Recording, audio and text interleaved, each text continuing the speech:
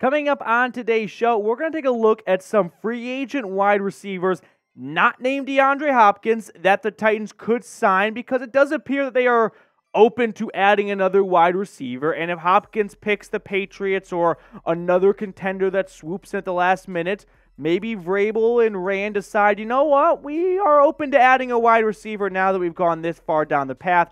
So who are some other options out there? So we're going to run through some other names that you guys might recognize and maybe the Titans will take a swing at. But before we get to the first name, make sure you join the Noti Gang. What is the Noti Gang? Turn on your notifications. That way when a video goes out, you can be one of the first people to comment. And if you are, we give shout outs here on the show. So shout out to Kenny Carpenter, a frequent person in the comment section, Eddie Terrell, Bernard Russell, Brian Wilson. Thank you guys so much for being active in the comment section below. Turn that notification on by hitting the bell icon, select it to all, and get yourself locked in for daily Titans content. Now, our first free agent wide receiver we're going to look at is Mr. Kenny Golladay. One-time fantasy football star, now he's kind of irrelevant. Now, here's the thing when it comes to Kenny Golladay. You might not know this, but he sucks. And that's not a good thing because you don't want to sign players that suck. But, there is a little bit of a but, he might be good one day again. Because when you look at what he did in Detroit, a couple of seasons, 3,000 yards, 21 touchdowns. He led the NFL in receiving touchdowns one year with 11. That got him a huge contract in free agency. The Giants paid him, and it was one of, if not the worst free agent signing in Giants history. Just 43 grabs in 26 games and 1 touchdown. They released him after 2 seasons. So he could maybe go back to being a Detroit Lion, like those days where he put up 11 touchdowns. And if so, he's only going to get the vet minimum. Like, no team is going to pay him more than what they barely have to. So you could maybe recapture those old Lions days for dirt cheap, and it would be awesome. But I'm not very optimistic. I think Kenny Golladay got paid. He checked out a little bit, had some attitude issues in New York.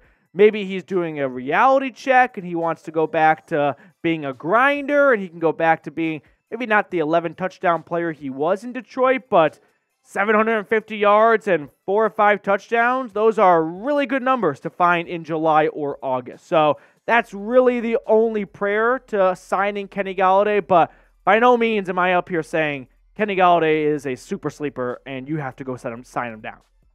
The second player we're going to look at is Byron Pringle, former UDFA. So let's break down the idea of signing someone like Byron Pringle, who is not going to cost, well, they're both going to get you the vet minimum, but is not as notable, rather, as Kenny Golladay because he was a UDFA coming out of Kansas State, signed with the Kansas City Chiefs back in 2018.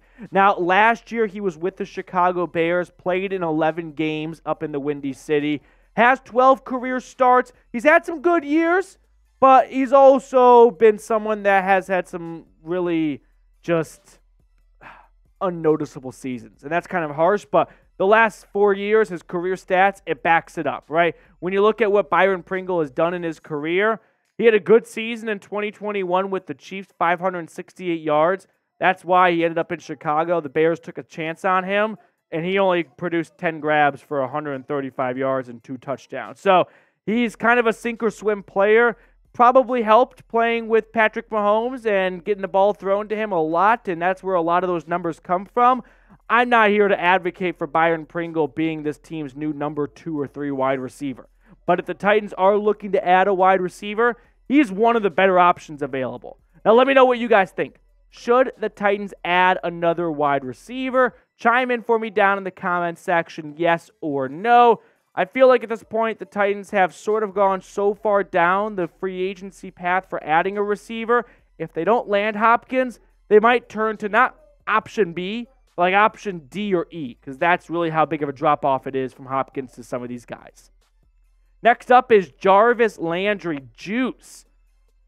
One-time Pro Bowl type all-pro wide receiver, had some really good years in Miami and in Cleveland, but it hasn't been great for Landry as of late. I mean, Jarvis Landry is entering his 10th NFL season, and last year, going back home to New Orleans and Louisiana, He was limited to a career-low 9 games, unfortunately, just not available for the Saints. And that's been the bad trend, right? His last year in Cleveland, he only played 12 games. Not bad, but then it went downhill a little bit from there, only playing 9 games. And even in those 9 games, not very productive. 272 yards and 1 touchdown. If you add Jarvis Landry to this team, you are improving this team's locker room. He is a pro's pro. He's a phenomenal veteran. He is everyone's favorite player on the team. Jarvis Landry is a great human being, and the whole team would benefit from having Jarvis Landry around them. Is he worthy of a 53-man roster spot in terms of what he does on the field? Probably not, but it's not like the Titans have a ton of great wide receivers who are battling for the 5, 6, and 7 spot. Why not throw it to Landry, help him bring Treylon Burks a little bit along, and improve the overall leadership on this team? Moving on to our 4th candidate, this is Kahlil Harry. Recognizable name. I think everyone looks at that, goes, where do I know Kahlil Harry from? Former first-round pick for the New England Patriots and an all-time draft bust. It just did not work out in Foxborough. He was traded to the Bears last summer for a 7th-round draft pick. And unfortunately, shortly after he got traded, he suffered a high ankle sprain. He spent much of the year on injured reserve. Did not start a single game for the Bears last year. Only played in about half of the games. And it was a Bears offense that ran the ball a ton. They finished last in pass attempts.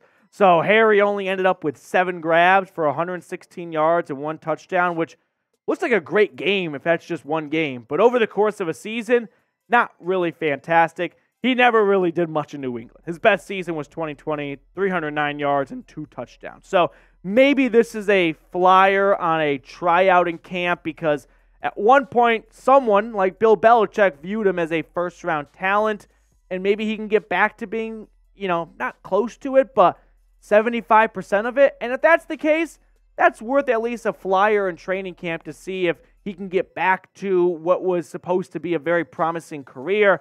By no means am I advocating for Kahlil Harry as this team's new wide receiver 2 or 3. I mean, the Bears did not have a good wide receiver room last year, and he struggled to crack the rotation there. So this would be a, hey, could we try it out in a new setting and maybe it sticks in Nashville? So speaking of former first-round busts, who was a bust that you saw coming, right? Specifically for the Titans, a player that you were not high on, and when the pick was made, you knew it from your couch that it was not going to work out. I'm going to limit it to 1st and 2nd round picks. I don't think you can be a bust if you're a 3rd round pick. I wasn't very high on Malik Willis coming out, but a 3rd round pick, I don't think that's bust territory anymore. So name a bust you saw coming. 5th and final free agent wide receiver on the market is Sammy Watkins. Speaking of former first-round picks, he was a top 5 overall pick at one point. 4th overall by the Buffalo Bills back in 2014 coming out of Clemson. Now, he appeared in 12 games last season between Green Bay and Baltimore. Had a midseason change between those two teams. He has not played, for what it's worth, a full season since his rookie year when he played 16 games. Since then, he has always missed some time. Lingering soft tissue injuries have been the kiss of death, unfortunately, for Watkins. He did win a Super Bowl like Byron Pringle did in Kansas City, but you can see the numbers have slowly decreased since that 2019 season when he was sort of at his best since his first year in the NFL. 673 yards and 3 touchdowns, but the numbers have gone down and dipped every single year since then. If the wide receivers overall going into training camp and into the preseason aren't looking like NFL caliber wide receivers, I could see the Titans adding one of these 5 players or another veteran guy because maybe they're holding out, hoping to see more from Nick Westbrook-Ikhine and Kyle Phillips. But if the pads come on and a week goes by and 2 weeks go by and Mike Vrabel goes, those are not NFL wide receivers. Like, we might make them NFL wide receivers by tossing them onto the field, but by no means are we going to get any spark from them. Maybe then you could see the team add a veteran player to kind of fill out this roster a little bit. But all in all, I don't think you're going to see a whole lot of movement from now until training camp. But keep your eye on this team in training camp. If 2 weeks go by and Braves and Rand are like, this is not going to cut it. We know Sammy Watkins isn't what he once was, but he's better than we have right now. So let's take a chance. Now, before we get on out of here, producer Jeremy Chuggs, he is getting really riled up about this right now.